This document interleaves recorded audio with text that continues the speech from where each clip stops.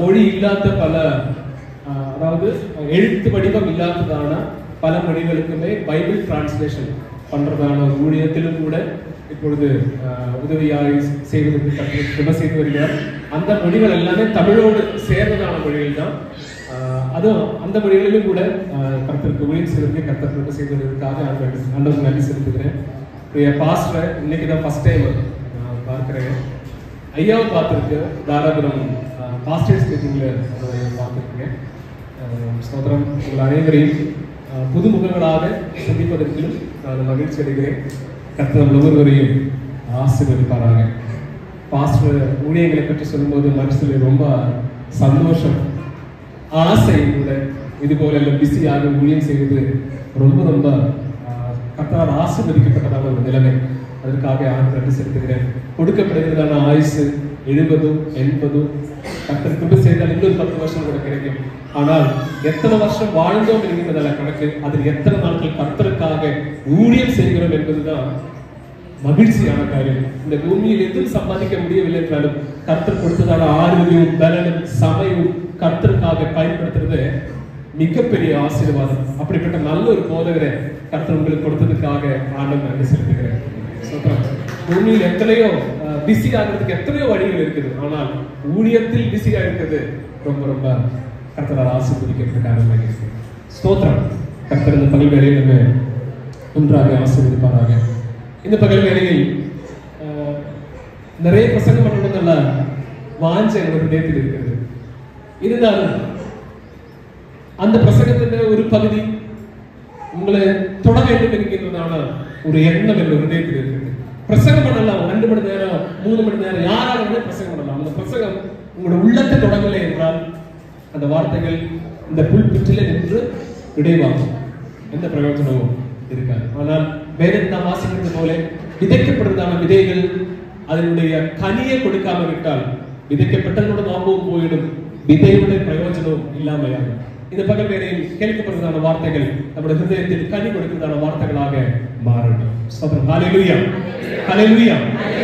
உங்களோட தமிழ் உங்களுக்கு புரியும் என்று நான் நினைக்கிறேன். ஸ்தோத்திரம். அது நீங்க தலையாட்டிங்கன்னா நானும் கொஞ்சம் ஃபாலோ பண்ணிக்கலாம். ஸ்தோத்திரம். பிகாஸ் எப்போவாவது எங்கேயாவது என்னுடைய வார்த்தைகள் மிஸ் ஆகும் போது, அதனால தான் பக்கத்துல அவங்க உட்கார வச்சிருக்கீங்க. எங்கேயாவது நான் ஸ்டெக் ஆகும் போது அவங்க எனக்கு சப்போர்ட் பண்ணுவாங்க. ஸ்தோத்திரம். அப்படியே ஃப்ளூவெண்டா போறதுக்கு கர்த்தர் கிருபை செய்வார். ஆமென். நமக்கு கொஞ்ச நேரம் தியானத்துக்காக யோவான் எழுதின சுவிசேஷம் 5ஆம் அதிகாரம் அதனுடைய 1ஆம் வசனத்திலிருந்து 9ஆவது வசனம் வரைக்கும் உள்ள வேத பகுதிக்கு வாசிக்கலாம். யோவான் எழுதின சுவிசேஷம் 5ஆம் அதிகாரம் அதனுடைய 1ஆம் வசனத்திலிருந்து 9ஆம் வசனம் வரைக்கும் உள்ள வேத பகுதி.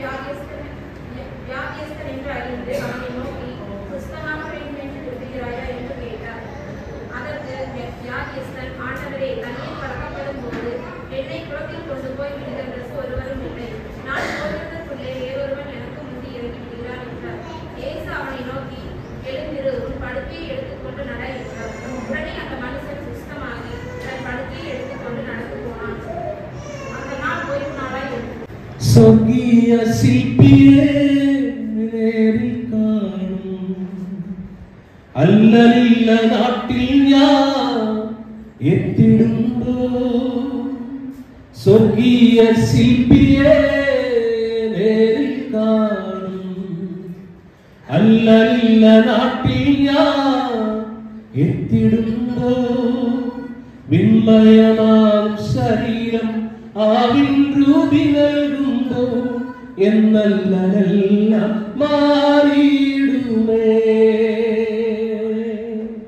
വിണ്മയമാം ശരീരം ആവിൻ രൂപി നൽകുമ്പോ എന്നല്ലെല്ലാം മാറിയിടുമേ. കുരുടനു കാഴ്ചയും ചെകിടനു കേൾവിയും ഊമറും മൂടന്നറും കുതിച്ചുയരും. കുരുടനു കാഴ്ചയും ചെകിടനു കേൾവിയും ഊമറും മൂടന്നറും കുതിച്ചുയരും. വിമ്മയമാം ശരീരം ആവിൻ രൂപി നൽകുമ്പോ എന്നല്ലെല്ലാം മാറിയിടുമേ. വിമ്മയമാം ശരീരം ആവിൻ രൂപി നൽകുമ്പോ എന്നല്ലെല്ലാം മാറിയിടുമേ.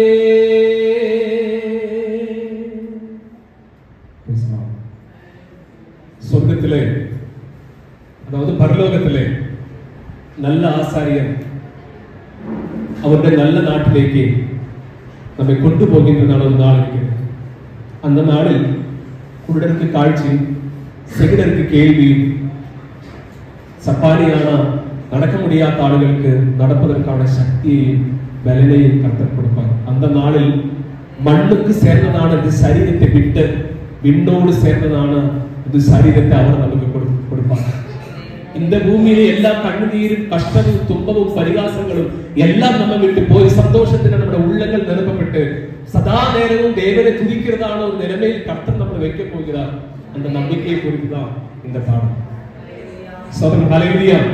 இந்த பாட்டுக்காரர் இந்த பாடல் எழுதும்போது அவருடைய சொந்த தம்பி கேன்சரால பாதிக்கப்பட்டு ட்ரீட்மெண்ட் எல்லாம் முடிந்து மரண படுக்கையில் படுக்கிறதான சமயத்தில் அவருடைய அண்ணன் எழுதுறதான பாட்டு பயங்கர ஃபேமஸான பாட்டு. கேட்கலாம், ஒரு வாலிபர் தான், ஆனா அந்த பாட்டுக்கு பயங்கரமான அர்த்தம் இருக்கு. இந்த பகல் வேளையிலும் யாரெல்லாம் அந்த பூமியில் உள்ளதான நம்முடைய வாழ்க்கையை பற்றி கவலைப்பட்டு கண்ணீரோடு கூட இருக்கிறார்களோ அவர்களுக்கு அனைவருக்கும் ஒரு நம்பிக்கை இருக்கிறது. இந்த கண்ணீர் மாறி கவலைகளை நீங்கி வேதனைகள் நம்ம விட்டு மாறுகின்றதான ஒரு நல்ல நாட்டிலேக்கு நம்மை கொண்டு போவதற்காக தான் அருமநாதன் நமக்காக வருகிறார். ஹல்லேலூயா. அந்த ரட்சிப்பின் சந்தோஷம் நம்ம ஹிருதயத்தில் இப்பவே அவர் கொடுத்திருக்கிறார். வெறும் காலத்திலேக்கு வரப்போறதான நம்பிக்கை தான், ஆனா நம்முடைய சந்தோஷம் இப்பவே நம்ம உள்ளத்தில் கர்த்தர் நமக்கு கொடுத்திருக்கிறார். ஹல்லேலூயா. அந்த தேவராஜ்யத்தில் பட்டினி இல்ல, பசி இல்ல, தாகம் இல்ல, சதா நேரமும் தேவனே ஓயாமல் துதிக்கிறதால தூதர்களோடு கூட சேர்ந்து நாம் கர்த்தரை துதிக்க போறோம். அந்த நல்ல நாட்டுக்காக ஆண்டவர் நன்றி செலுத்துகிறேன். ஹல்லேலூயா. வாசிக்கப்பட்ட நல்ல வேத பகுதிக்காக ஆண்டவர் நன்றி செலுத்துகிறேன். சாட்சியை ஒரு 2 நிமிஷத்தில் முடிக்கும்படியாக விரும்புகிறேன். பிறந்து வளர்ந்தது ஐபிசி சர்ச்சில் தான், ஆராதனை மதியத்தில் தான் பிறந்து எழுப்பட்டது. அங்கே இருந்து தான் வளர்ந்தது. 27 வயசு வரைக்கும் ஒரு சாதாரண விசுவாசியா தான் இருக்காங்க. படிப்பு 28 வயசில் முடிந்தது. அதுக்கு பின்பு ஊழியம் ஆரம்பிச்சதான காலத்துல பிரசங்கம் பண்ண தெரியாது எனக்கு. நல்லா பாடும், ஆனா பிரசங்கம் மட்டும் வராது. நிறைய டைம் பைபிள் காலேஜில் படிக்கிறதான சமயத்துல சர்ச்சிலேக்கு மாதிரி தாய் சபையிலேக்கு வரும்பொழுது பாஸ்டர் பிரசங்கம் பண்றதுக்கு சமயம் கொடுப்பாங்க. ஆனா 2 ஹல்லேலூயா சொல்லி நான் அதற்கு போய் உட்கார்ந்தேன். அப்பொழுது எல்லாம் நினைச்சிருக்கு, ஆண்டவரே படிக்கிறதுக்காக அப்பா அம்மா என்ன ரொம்ப பிரஷர் பண்றாங்க, நான் படிக்கிறேன், ஆனா படிச்சதுக்கு இந்த ஊழியத்தை நான் செய்ய முடியாது. நான் என்னோட ஃப்ரெண்ட்ஸ் எல்லாம் பிகாம் படிச்ச ஃப்ரெண்ட்ஸ் எல்லாரும் துபாயில் வேலை செய்யறாங்க, அவர்களோடு கூட துபாய்க்கு நான் போய்க்கிறேன். இந்த முடிவு ஹிருதயத்தில் எடுத்து காரணம் பிரசங்கம் வராது. ஆனால் கடைசி 1 வருஷம் ஆண்டவர் என்ன அவருடைய பணிசாலை, என்ன சொல்றாங்க தமிழில் பணிசாலை, இந்த ஆசாரி எல்லாம் வேலை செய்யறதுக்காக ஒரு ஷெட் வச்சிருப்பாங்க. சோத்திரம். கார்பெண்டர்ஸோட ஷெட் இருக்கு. அதுக்கு ஆலைன்னு சொல்லலாமா? ஆலை. அந்த ஆலையில 1 வருஷம் ஆண்டவர் என்ன எப்படி பிரசங்கம் பண்றதுன்னு சொல்லி உருவாக்கும். அந்த பிரசங்கம் பண்றதுக்கான உருவாக்குறதுக்கு பின்பு என்னுடைய பைபிள் காலேஜ்ல கிராஜுவேஷன் சமயத்துல நான் தான் பிரசங்கம் பண்றதுக்கான ஒரு வாய்ப்பு கர்த்தர் எனக்கு கொடுத்தாங்க. அதுல இருந்து நான் புரிஞ்சுக்கிட்டேன், நமக்கு எது குறைவாக இருக்குதோ அதை நிறைவாக்குறதுக்கு தான் கர்த்தர் நமக்காக வந்தார். பைபிள் காலேஜில் போகும்போது எங்களுக்கு 3 எக்ஸாம் இருக்கு. 3 எக்ஸாம் இங்கிலீஷ்ல தான் இருக்கு. அதுல ஒரு பேப்பர் இங்கிலீஷ், இன்னொன்று ஜெனரல் நாலேஜ், இன்னொன்று பைபிள் நாலேஜ். இந்த என்ட்ரன்ஸ் எக்ஸாம் பாஸ் ஆனாதான் அட்மிஷன் கிடைக்கும். ஆனா என்ட்ரன்ஸ் எக்ஸாம்ல நான் ஃபெயில் ஆயிட்டேன். காரணம், பிகாம் படிச்சாலுமே லோக்கல் காலேஜில் படிச்சதுனால இங்கிலீஷோட திறமை எனக்கு இல்லாம இருந்தது. இப்போ என்னுடைய ஃப்ரெண்ட்ஸ் எல்லாருக்கும் கூட அட்டெண்ட் பண்றதால எல்லாருக்குமே அட்மிஷன் கார்டு வந்துருச்சு, எனக்கு மட்டும் அட்மிஷன் கார்டு வரல. அப்பொழுது நான் ஆண்டவர்கிட்ட சொல்லிட்டேங்க, ஆண்டவரே நீங்க என்ன உழைத்து கிடைச்சிருக்கிறா இல்லையா எனக்கு தெரியல, அப்பா அம்மா தான் படிக்க போற ரொம்ப கட்டாயப்படுத்துறாங்க, ஆனாலும் அதுக்காக நான் போறேன். ஆனா எனக்கு அதே காலேஜ்ல அட்மிஷன் வேணும். மீது எல்லாருக்கும் அட்மிஷன் கார்டு வந்துருச்சு, எனக்கு மட்டும் வரல. எனக்கு அட்மிஷன் கார்டு வரவில்லை என்றால் நான் கண்டிப்பா எம்காம்க்கு ஜாயின் பண்ணி வேலைக்கு போறேன் அப்படின்னு சொல்லி முடிவெடுத்து வச்சிருக்கேன். ஆனால் காலேஜ் ஆரம்பிக்கிறதுக்கு ஒரு வாரம் முன்னாடி எனக்கு அட்மிஷன் கார்டு வந்துருச்சு. அந்த காலேஜுக்கு போனதுக்கு அப்புறம் தான் எனக்கு புரியுது, நான் மட்டும் தான் முட்டாள், மீது எல்லாருக்கும் நல்லா இங்கிலீஷ் தெரியும். அவங்க எல்லா டீச்சர்ஸ் கிளாஸஸ் இங்கிலீஷ் எடுக்கும் போது என்னால மட்டும் நோட்ஸ் எழுத முடியல. பிகாஸ் ஏனென்றால் எனக்கு ஒண்ணுமே புரியல. ஆனா என்னோட ஃப்ரெண்ட்ஸ் எல்லாரும் நோட் எழுதுவாங்க. ஒவ்வொரு சப்ஜெக்ட் முடியும் போது அவங்க நோட் வாங்கி அவங்க என்ன எழுதிருக்காங்களோ அதை அப்படியே நான் காப்பி பேஸ்ட், அதாவது எழுதுவேன். எனக்கு இங்கிலீஷ்ல ஈஸ் எதுக்காக யூஸ் பண்றாங்க, ஓஸ் எதுக்காக யூஸ் பண்றாங்க, ஆம் ஆர் வேர் எதுவுமே தெரியாது. ஆக்சிலரி வருதுன்னு சொல்லுவாங்க, சுத்தமா தெரியல. ஆனா அது போனதுக்கு பின்பு ஒவ்வொரு நாள் இரவில் அழுகிறதுக்கு ஆரம்பிச்சிருச்சு. காரணம், அவமானத்தை நான் சகிக்க முடியல. டீச்சர்ஸ் வந்தா எல்லாம் திட்டுவாங்க, ஏன் எழுதாம இருக்கிறீங்க, எழுதாம இருக்கணும், அவங்க என்ன சொல்றாங்கன்னு புரியல. அவங்க புரிஞ்சாங்க மலையாளத்துல எழுதா தெரியும் தவிர என்னால இங்கிலீஷ் எழுத தெரியாது. ஆனால் ஒவ்வொரு நாளும் நைட் டைம்ல 10 மணிக்கு என்னுடைய லைப்ரரி முடியும். 10 மணிக்கு மேலே விடியற்கால 2 மணி வரைக்கும் இங்கிலீஷ் படிக்கிறதுக்கு ஆரம்பிச்சிட்டேன். எழுதி படிக்கும். நவுன் அப்படின்னு என்ன, வெர்ப்னா என்ன, அட்வர்ப்னா என்ன, அட்ஜெக்டிவ்னா எல்லா டென்ஸ்கள் எல்லாம் படிக்கிறதுக்கு ஆரம்பிச்சிச்சு. ஆரம்பிக்க 6வது மாசத்துல என்னோட டேர்ம் எக்ஸாம் முடியும் போது 100 மார்க்ல 66 மார்க் இங்கிலீஷ்ல வாங்குறதுக்கு கர்த்தர் எனக்கு கிருபை செய்தார். 2வது செமஸ்டர்ல புதிய ஏற்பாடு எழுதுறதான கிரேக்க மொழி படிக்க வேண்டிய கட்டாய சூழ்நிலை இருக்கு. அந்த மொழி படிக்கிறதுக்கு ஆரம்பிச்சாச்சு. அந்த எக்ஸாம் முடியும் போது 88 மார்க் அந்த ஊர்ல வாங்குறதுக்கு கர்த்தர் எனக்கு கிருபை செய்தார். 2வது வருஷம் ஆரம்பிக்கும் போது பழைய ஏற்பாடு புத்தகம் எழுதுறதான எப்ராய மொழி கற்றுக் கொடுக்கிறதுக்கான சமயமாகுது. அந்த பாஷையை படிச்ச 2 பாஷையும் இன்றைக்கு கர்த்தருடைய கிருபையால் வாசிக்கவும் எழுதவும் எனக்கு தெரியும். தமிழ் மொழியில நம்ம மலையாள மொழியில பைபிள் எழுதும் போது எனக்கு எப்ராய மொழியில பைபிள் வாசிச்சு புரியறதுக்கான கிருபை கர்த்தர் கொடுத்திருக்கிறார். புதிய ஏற்பாடு புத்தகத்தினுடைய கிரேக்க மொழியில வாசிச்சு புரியறது கர்த்தர் கிருபை செய்திருக்கிறார். ஆனால் நான் பெரிய ஜீரோவா இருந்தேன். ஆண்டவர் என்ன தன்னுடைய ஆலையை கொண்டு போய் உருவாக்கி இன்றைக்கு கர்த்தருடைய கிருபையால் நிற்பதற்கு கர்த்தர் எனக்கு பெரிய பாக்கியத்தை கொடுத்திருக்கிறார். அதனால ஒரு சின்ன ஒரு சோதரம், ஒரு அட்வைஸ் சொல்படியாக விரும்புகிறேன். யாருக்கெல்லாம் குறைவு எதுலெல்லாம் இருக்கிறதோ அது அனைத்தையும் நிர்வாகத்துக்கு கர்த்தருடைய ஆலையில் நாம் போட போதும்.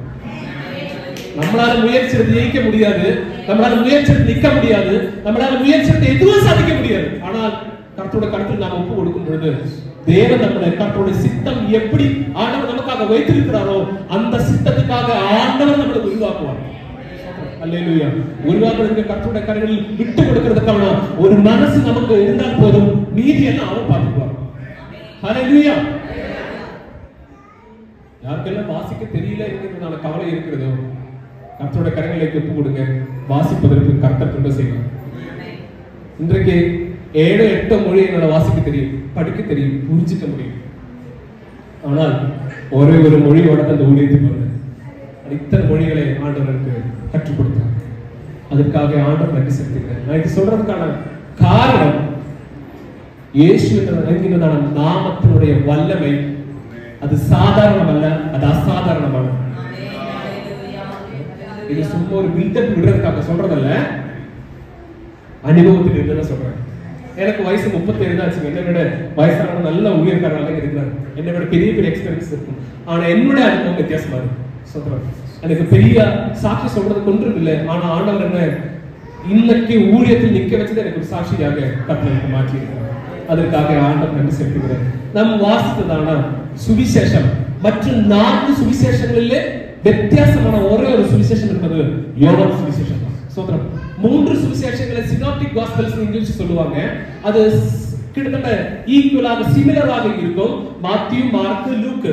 ஆனா யோவான் சுவிசேஷம் மட்டும் சுவிசேஷங்களே வித்தியாசமான சுவிசேஷம். காரணம், யோவான் சுவிசேஷனுடைய நோக்கமே இயேசு கிறிஸ்து ஒருவர் மட்டும்தான் மேசியா என்கிறதான கருத்து வாசிக்கிறதான அனைவருக்கும் புரிய வைப்பதற்காக தான் யோவான் சுவிசேஷம் எழுதியிருக்கிறார். ஹல்லேலூயா. நம்ம அழுகும் போது நம்மளை பலப்படுத்துறதான கிறிஸ்து அல்ல யோவானோட சுவிசேஷம். கிறிஸ்து அவர் மேசியா இருக்கிறபடினா நம்மளை பலப்படுத்துவார். அவர் மேசியா இருக்கிறபடினா லாசரை உயிர்ப்பிப்பார். அவர் மேசியா இருக்கிறபடினா அனைத்து அற்புதங்களை செய்வார். காரணம், அவர் ஒருவர் மட்டும்தான் மேசியா, வேற ஒருவர் இல்லை. இது வாசிக்கிறவர்களுக்கு புரியணும். இதுதான் யோவான் சுவிசேஷத்தினுடைய நோக்கம். நாம் வாசிக்கிறதான வேத பகுதியில் 1ஆம் வசனத்திலே யூதர்களுடைய ஒரு பண்டிகையை பற்றி அந்த இடத்துல எழுதியிருக்கு. ஸ்தோத்திரம். யூதர்களுடைய ஒரு பண்டிகை. ஸ்தோத்திரம். யூதர்களுடைய பண்டிகைகள் 7 பண்டிகைகள் இருக்கிறது யூதர்களுக்கு. அதில் 3 பண்டிகைகளுக்காக கட்டாயமா யூதர்கள் எருசலேமுக்கு வர வேண்டும். ஓகே, இதோட அடிப்படை என்று பாத்தீங்கன்னா ஸ்தோத்திரம், இஸ்ரவேலர்களுக்கு அவருடைய ஆட்சி அவருடைய கையில் இல்லாததான ஒரு காலம். ரோமா அரசாங்கம் இஸ்ரவேலர்களே யூதர்களை ஆட்சி செய்கின்றதான ஒரு காலம். அந்த காலத்துல தான் இந்த சுவிசேஷம் எழுதப்பட்டிருக்கிறது. இயேசு கிறிஸ்து பிறந்திருக்கிறார். அந்த காலத்திலே ஸ்தோத்திரம், இயேசு கிறிஸ்து பிறந்த காலத்தில் யூதர்கள் அவர்களுடைய வழிபாடு ஸ்தலத்திலேக்கு வருடத்தில் 3 முறை கட்டாயமா வரணும். அது ஒரு முறை நம்ம வாசிக்கிறதான இந்த காலம். அது எந்த பண்டிகை என்று சொல்லி தெளிவாக அந்த இடத்துல எழுதவில்லை. பலவிதமான இன்டர்பிரேஷன்ஸ், பலவிதமான கருத்துக்கள் வேத பண்டிதர்களுக்கு இருக்கிறது. சரி, நம்ம அந்த விவாதமான காரியங்களை விட்டுலாம். ஆனால் இயேசு கிறிஸ்து எருசலேமிலேக்கு வருகிறார். இயேசு கிறிஸ்து எருசலேமிலேக்கு வருவதற்கு ஒரே ஒரு முறை தான் ஆட்டு வாசல் வழியா உள்ள வந்திருக்கு. நீங்க பாத்தீங்களா? அந்த இடத்துல ஆட்டு வாசல் வழியா தான் இயேசு கிறிஸ்து உள்ள வருவதை பற்றி எழுதியிருக்கீங்க. சொல்றேன், ஆட்டு வாசலை எருசலேமை பற்றி நான் படிக்கும் பொழுது அதனுடைய வடக்கு பகுதியில் உள்ளதான ஒரு வாசல் தான் ஆட்டு வாசல். ஓகே, அநேக வாசல்கள் இருக்கிறது. அது கரெக்டான ஒரு நம்பர் அல்ல. இல்லை, இடிந்து போனதுக்கு பின்பு ஆலயம் மதில் சுவர்கள் கட்டப்பட்ட பொழுது வாசலோட எண்ணிக்கைகளும் அதிகமாயிருச்சு. நிறைய வாசல்கள் இருக்குது. அதுல ஒரு வாசல் தான் ஆட்டு வாசல். ஆட்டு வாசல் வழியாக வடக்கு பகுதியில் இருந்து இயேசு கிறிஸ்து எருசலேம் நகரத்துக்குள்ளே பிரவேசிக்கும் பொழுது அந்த பிரவேச கவாடத்திலே பக்கத்தில் உள்ளதான ஒரு குளம், பெதஸ்தா குளம். அந்த இடத்துல தெளிவாக எழுதியிருக்கும். அது எபிராய மொழியில் பெதஸ்தா என்கின்றதான ஒரு குளம். ஆமென். ஆட்டு வாசல் வழியா உள்ள வருவதற்கான முக்கியமான காரணம் சொல்றேன். அந்த ஆட்டு வாசலுக்கு அந்த பேர் எப்படி வந்திருக்கும்? எப்படி வந்திருக்கலாம்? நமக்கு தெரிஞ்சதான பல வாசல்களும் இருக்கு. சுந்தரம் என்ன கோபால், அதுக்கு அழகு மண்டபம், அலங்கார மண்டபம். அந்த ஒரு சப்பானியான மனிதனை யாக்கோபு யோவானும் அலங்கார வாசல். ஓகே, ஒரு வாசல் அலங்கார வாசல், இன்னொரு வாசல் ஆட்டு வாசல். வாசல்கள் நிறைய இருக்கு. அலங்கார வாசலுக்கு ஒரு நோக்கம் இருக்கும். ஆட்டு வாசல்ல அந்த பேர் வச்சதுக்கும் ஒரு நோக்கம் இருக்கு. ஆட்டு வாசல் எருசலேம் ஆலயத்தில் பலி செலுத்துவதற்காக ஆடுகளை கொண்டு வரும் பொழுது அதை கொண்டு வருகிறதான அந்த வாசலை ஆட்டு வாசல் வழியாக தான் உள்ள கொண்டு வருவாங்க. அந்த இடத்தில் மெய்ப்பர்கள் ஆடுகளை மேய்த்து கொண்டிருக்கிறதான ஆட்களுக்கு ஆராதனைக்காக உள்ள வர வேண்டும் என்றால் சரியான பாதுகாப்பான ஒரு இடத்தில் ஆடுகளே பட்டி சேர்த்து கொண்டதுக்கு சேஃபாக அவங்க வைத்ததுக்கு பின்புதான் எருசலேம் ஆலயத்துக்குள்ள வர வேண்டும்.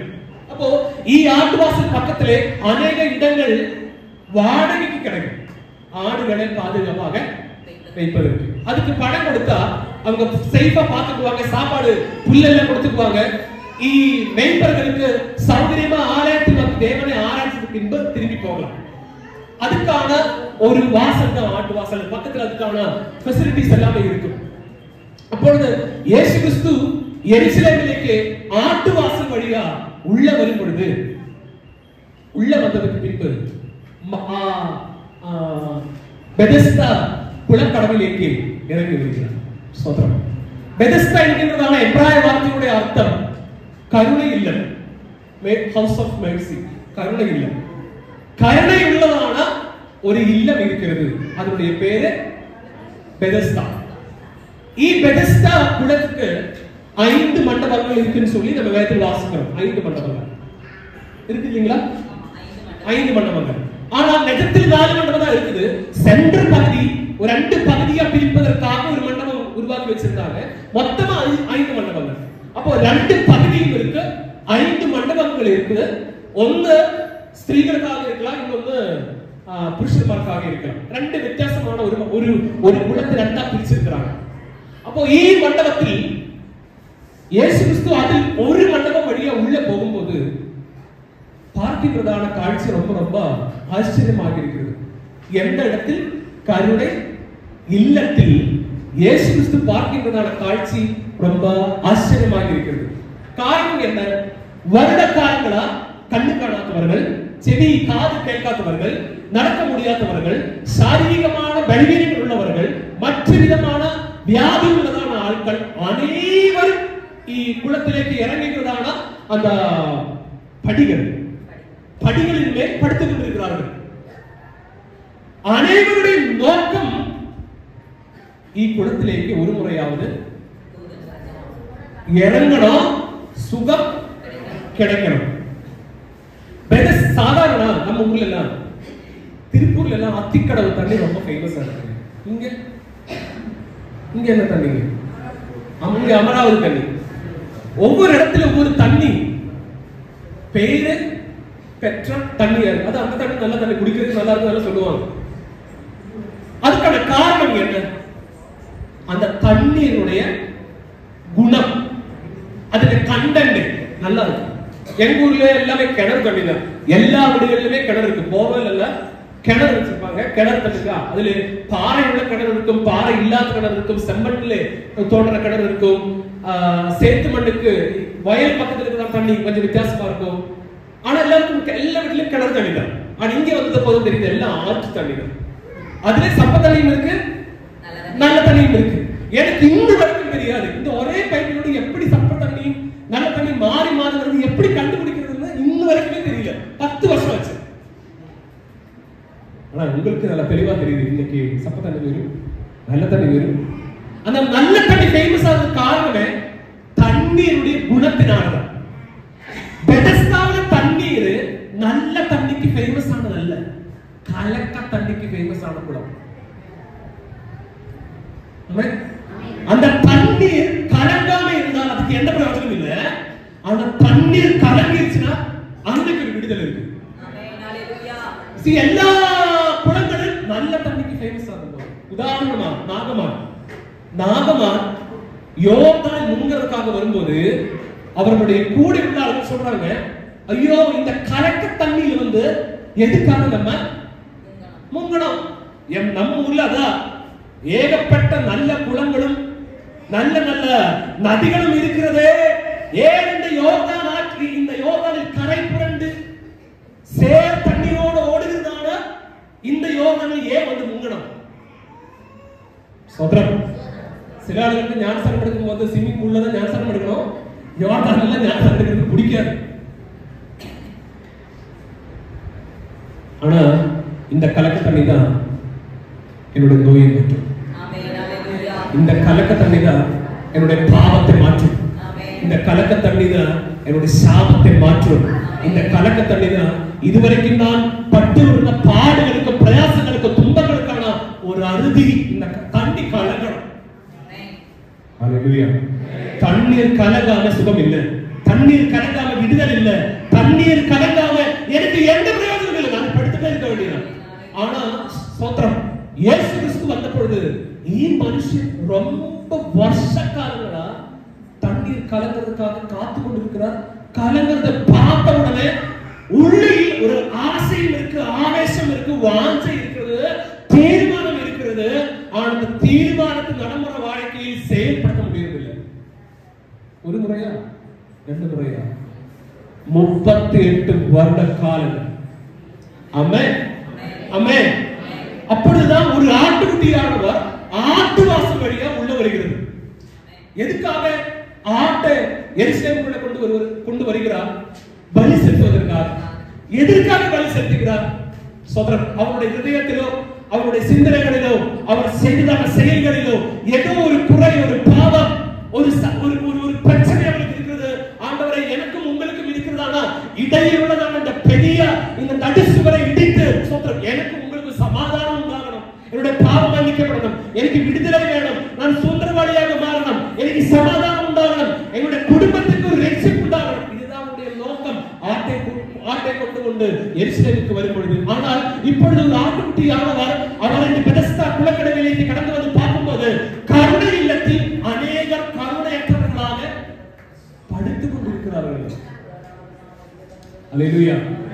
இந்த சபையோட நல்ல பெயருக்காக ஆண்டவர் நன்றி செலுத்துகிறேன். இயேசு சீக்கிரம் வரப்போகிறார். அல்லேலூயா. அவர்தான் சூப்பர். பெதஸ்தா குளக்கடவிலேக்கு வரும்பொழுது சோத்திரம், கருணை வீட்டில் கருணையற்றவர்கள் அநேகர் வருடக்காரர்களாக காத்துக் கொண்டிருக்கிறார். எதற்காக? கருணைக்காக. 5 மண்டபங்கள் இருக்குதுன்னு சொல்லலீங்களா? எப்ராய ஆல்பபெட் ஃபர்ஸ்ட் லெட்டர் ஆலப், பெத், கீமன், தாலத், ஹே. 5வது லெட்டர் ஹே தான். ஹே அப்படின்னு சொன்னால் 5ங்கிற வார்த்தைக்கு அர்த்தம் கிருபை என்ற அர்த்தம். ஹே மீன்ஸ் கிரேஸ். ஹே கிருபை. அப்போ கிருபையுள்ள கருணை இல்லம். பேரே சூப்பரா இருக்கு. கிருபையுள்ள கருணை இல்லம். ஆனா யாருக்குமே கிருபையும் இல்ல, கருணையும் இல்ல. சில ஆளுங்களுடைய பேர் வச்சிருப்பாங்கல்ல, அறிவானந்தன். ஆனா செயலி பார்த்தா தமிழ்நாட்டுல பேரெல்லாம் சூப்பரா இருக்குங்க. பரமானந்தம், பயங்கரமான பேர்கள் இருக்கு. ஃபர்ஸ்ட் சிரிப்பு இருந்தது, பயங்கரமா சிரிக்கும். ஆனா இப்போ வந்து அதோட மீனிங் புரிய வேற லெவல் பேர்கள். சொல்றோம், எங்க பேருக்கு பின்னுவின பேருக்கு அர்த்தம் என்ன இன்னும் கண்டுபிடிக்கவே முடியல. நானும் கூகுள் பண்ணி பார்த்துட்டு இருக்கிறேன். எப்ராய மொழியை பிரிச்சு பார்க்கறேன், அர்த்தம் கண்டுபிடிக்க முடியல. எப்ராய பேரு தான் என்னோட பேர் பின்னுவி.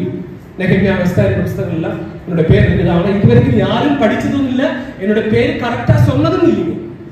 எந்த பர்சன்ஸ் என்னோட பேர் கரெக்டா பாஸ்டர் கூட மாற்றி தான் சொல்றேன், பினோவி தான் சொல்றேன். பின்னூவி என்னோட பேரு. அது ஒரு வித்தியாசமான பேரு. பலமுறை அப்பா அம்மா கிட்ட கேட்டது, எதுக்குங்க இந்த பேர்? எத்தனையோ நல்ல வேற பேர் இருக்குது.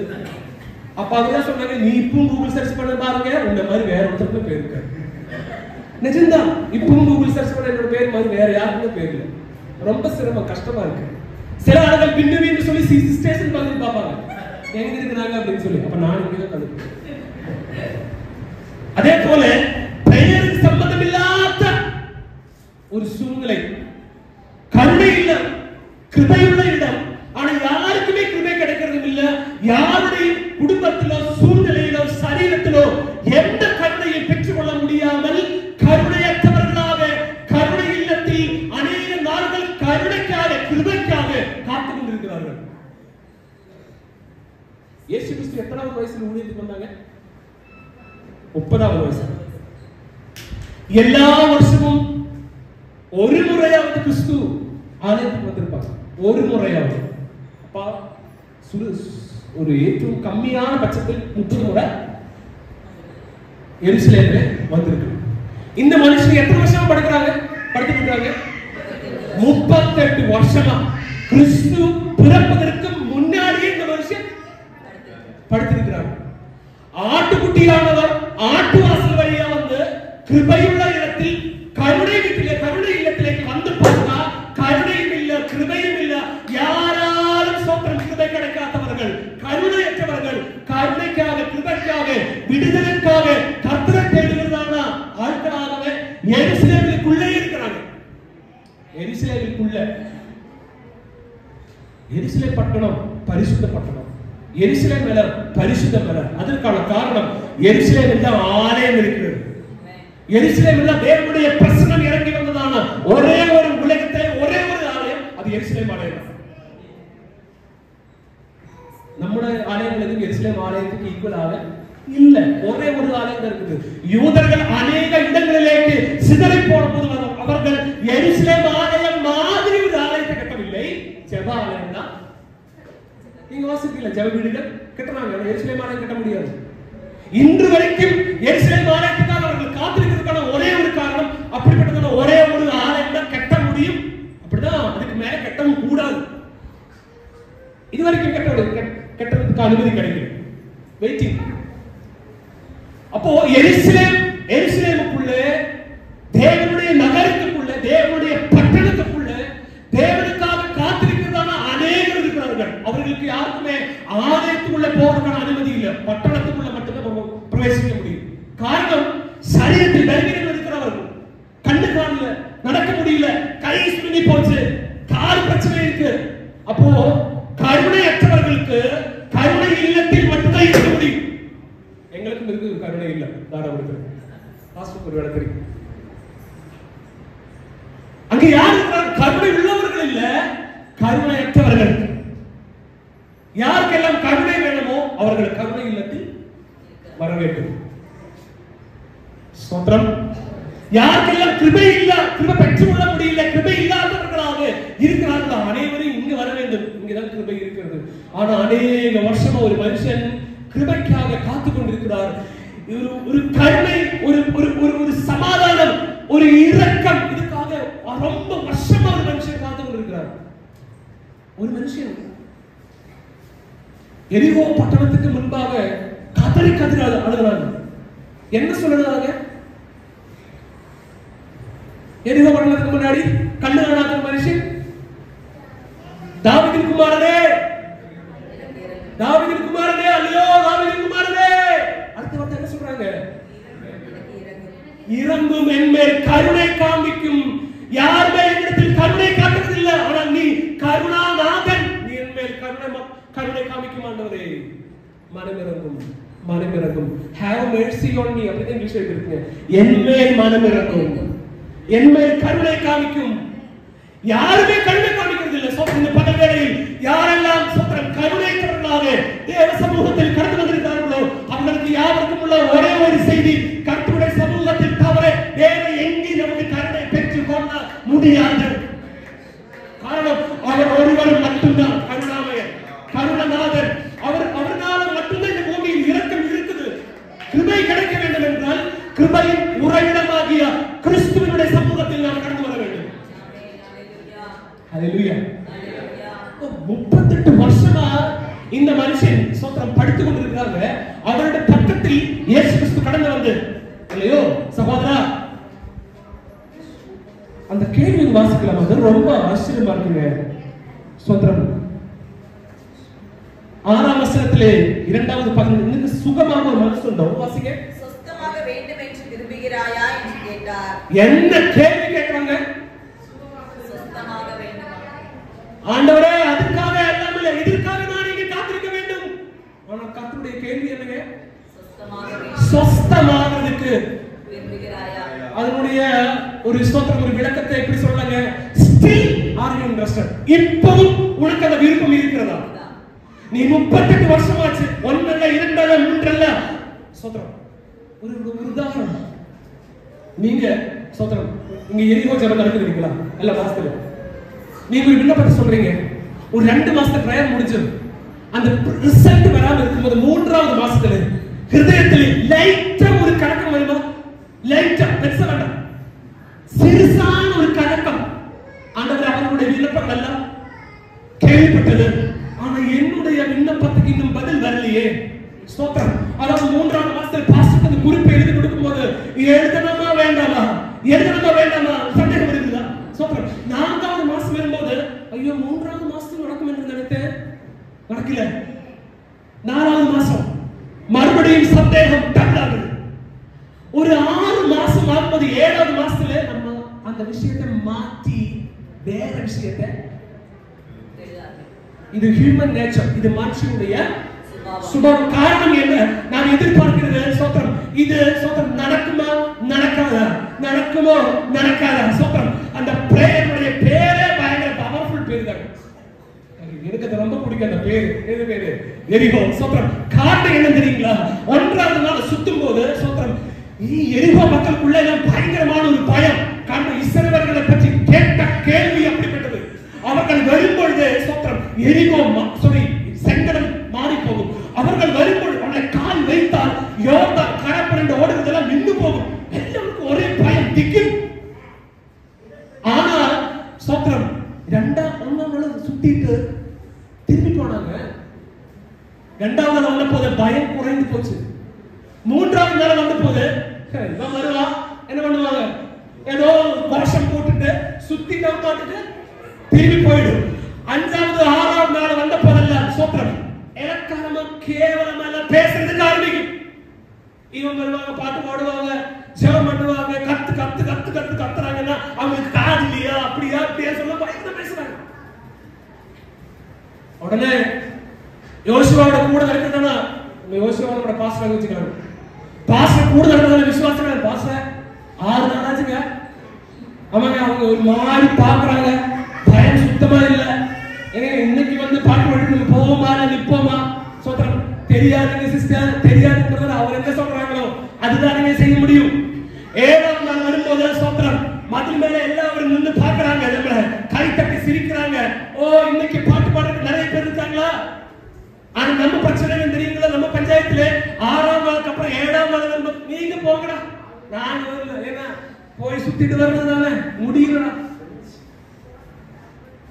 நம்ம சொந்த சகோதர சகோதரிமாரே சொல்லுவாங்க, மாஸ்டர் சும்மா சுத்துறதுக்கு இந்த வெயில மண்ட காயற வெயில என்னால வர முடியாது, ரொம்ப தண்ணி தாகம் எடுக்கும், ஒரு தண்ணி போட்டுல கூட கொடுக்கிறதுக்கு விட மாட்டாங்க. என்ன பிரச்சனை? நீங்க போயிட்டு வாங்க, நான் வர முடியாது. 7ஆம் நாள். ஆனா அன்னைக்கு பாஸ்டர் சகோதர சகோதரிமாரையும் கூட்டி 7ஆம் நாள் ஜெபத்துக்கு வந்தாங்க. சோத்திரம் ஒரு முறை சுத்துறாங்க. சோத்திரம் சிரிச்சவர்கள் இப்ப போகும் என்று நினைச்சாங்க. சோத்திரம் எரிகோ மதில அவங்க பார்த்துட்டு இருக்கும்போது யோசுவா 2வது முறை சுத்துறதுக்கு ஆரம்பிச்சாங்க. சோத்திரம் 2வது முறை சுத்துறதுக்கு ஆரம்பிக்கும் போது நான் எரிகோ மக்களை பார்க்கும்போது என்னடா இன்னைக்கு லூசு கொஞ்சம் ஜாஸ்தியா இருக்கு போல, ஒரு முறையில் போக மாட்டேங்கிறாங்க, 2 முறை. சோத்திரம் இன்னைக்கு பிடி கொஞ்சம் லூஸ் ஆயிருக்கு. 3ஆவது முறை சுத்துறதுக்கு ஆரம்பிக்கும் போது சோத்திரம் சிரிச்சவருடைய முகத்திலே சோத்திரம் சிரிப்பு மாற ஆரம்பிக்கும். 4வது முறை 5வது முறை போகும்போது சிரிப்பு பயமாக மாறும்.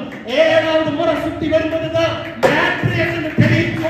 அதனால சகோதரா, நீ 4 மாசத்துல 5 மாசத்துல ஜெபித்து கூட விண்ணப்பத்துக்கு பதில் கிடைக்கவில்லை என்று எடுத்து நீ போகாத, நீ காட்டுக, பருத்துக, ஜெபிங்க, அப்பொழுது விடுதலை பெற்றுக் கொள்ள முடியும். ஹல்லேலூயா. எரிகோ பிரேயர் அப்படி வல்லமை இருக்கிறது. சோத்திரம்.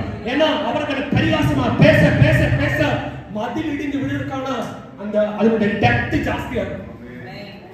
அவர்கள் எந்த அளவுக்கு தூசிக்கிறார்களோ அந்த அளவுக்கு கர்த்தருடைய செய்தி வெளிப்படும். ஹல்லேலூயா. ஒரு மனுஷனுடைய கை தொடாம ஒரு மதில் சுவரை கீழே விட வேண்டும் என்றால் அது துதியுள்ள வல்லமை.